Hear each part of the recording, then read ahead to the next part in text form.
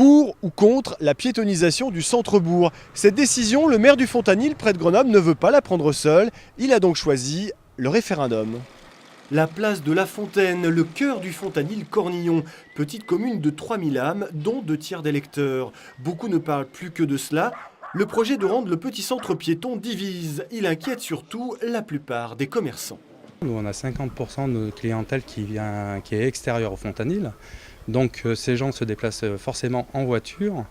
Et à partir du moment où on ferme l'accès au village, au centre-village, là où il y a les commerces, il est clair que les gens ne passeront plus par ici. Oui, non, entre les deux, le cœur des Fontanilois balance.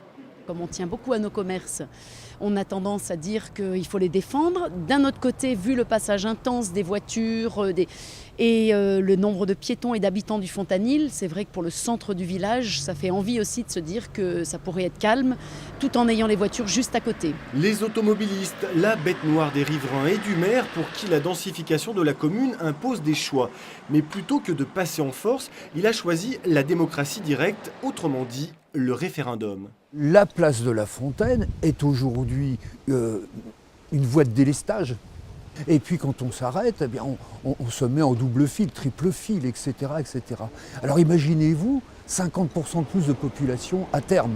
Je suis très détendu parce que le référendum, je n'ai pas à prendre des décisions arbitraires. Exprimez-vous. Les Fontanilois sont donc appelés aux urnes le 21 octobre pour le premier référendum organisé en Isère depuis 29 ans. Mais pour être validé, la participation devra dépasser 50%.